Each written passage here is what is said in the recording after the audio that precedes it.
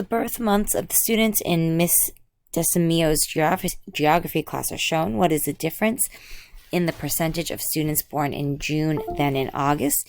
And round to the nearest whole percent.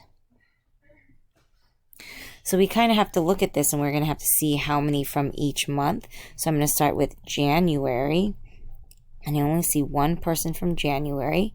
And then in February, I don't see any. March, I do see one. April, I see 1, 2, and 3. Oops, crossed out the wrong one. I'll save that for next one.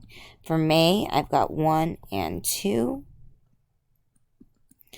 For June, I have 1, 2, and 3.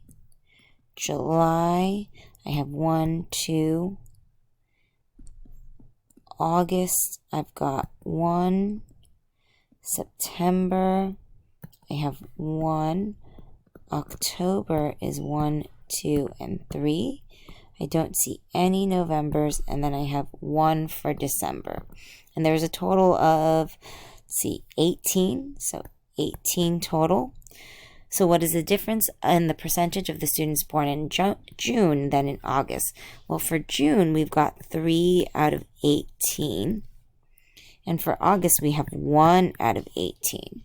So the difference between those two groups is 2/18.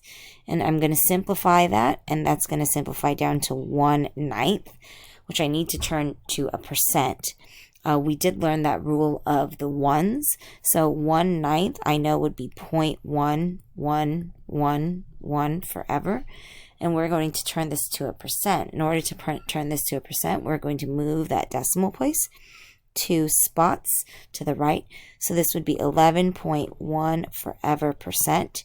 It does say round to the nearest whole percent, so that's going to round to 11%.